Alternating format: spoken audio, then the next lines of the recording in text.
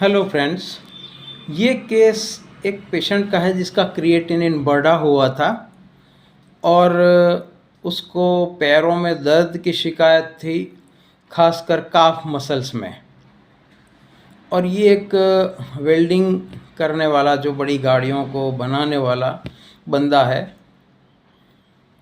उसका कंप्लेन ये था, रिपोर्ट्स लेकर आया था, डॉक्टर साहब क्रिएटिनिन बढ़ा हुआ है,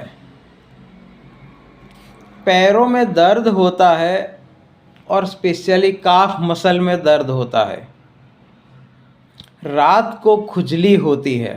अब ये जब बातें करता था तब तो मेरे सामने देखकर बातें करता था, लेकिन जब मेरी नज़र इधर या उधर या उस पर हटती थी तो फिर ये क्लिनिक की हर चीज़ को जैसे ऑब्जर्व कर रहा हो, और फिर जब मैं बात करूं तो फिर वापस आ जाता। यानी मेरी बेध्यानी में वो सब कुछ देखता था। मैंने पूछा कि काम में मन लगता है जब ये तकलीफ है, दर्द है, क्रिएटिनिन बढ़ा हुआ है? तो पेशेंट ने कहा, हाँ, काम की तो बात ही न करो। काम में जब मशगूल होता हूँ तब मुझे अगर कोई बुलाए किसी काम से तो मैं बोल देता हूँ कि काम के दौरान मुझे परेशान मत करो।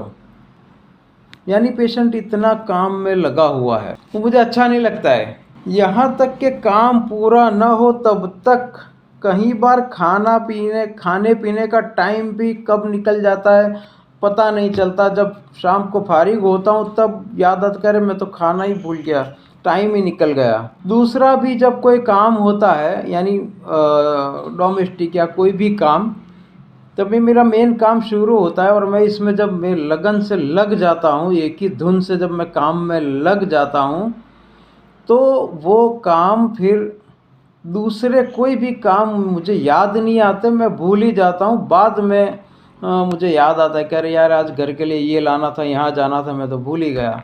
तो मैं इतना डॉक्टर साहब काम में तो मशगूल होता हूँ, बीमारी की वजह से मैं काम का प्रॉब्लम्स नहीं आता है मुझे। तो मैंने इसी बेस पर रूब्रिक सेलेक्ट किए और उसे दवाई दी। दवाई देने के बाद मैंने क्रिएटिनिन का रिपोर्ट तो दूसरे महीने पे करवाने को बोला था, लेकिन अगले फॉलोअप में उसकी सारी कंप्लेंट्स बहुत ही अच्छी थी और अगले महीने जब क्रिएटिनिन रिपोर्ट करवाया वो बिल्कुल नॉर्मल लेवल पे आ चुका था। Thank you. Analyse the case. Unlocking the mysteries of the mind method. Master the mind method with Team HSH. Are you ready to elevate your homeopathic practice to a whole new level? This comprehensive online course, basic to advanced course of the mind method with 25 gems of homeopathy, will equip you with the skills and knowledge to unlock the potential of the mind method, the patient's inner world. This course is for you if you are a homeopath seeking to deepen your understanding of the mind method and its application in clinical practice. If you are passionate about solving chronic cases and exploring the intricacies of rare remedies. If you want to master the art of rubric differentiation and delve into the subtle nuances of homeopathic symptom analysis. If you are eager to unlock the secrets of the 25 gems of homeopathy, including rare remedies and unique applications of common remedies. If you are curious about the fascinating intersection of homeopathy and psychodynamics. If you want to explore the potential of LM potency and its role in specific cases, here is what you will gain: a comprehensive understanding of the mind method from basic principles to advanced techniques.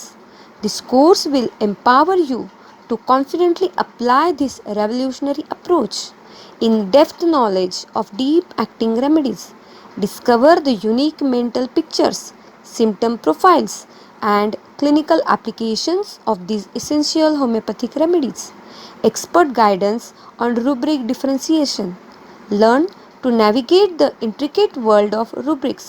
Refine your symptom analysis and discover the ideal remedy for each patient. Access to rare and challenging case studies.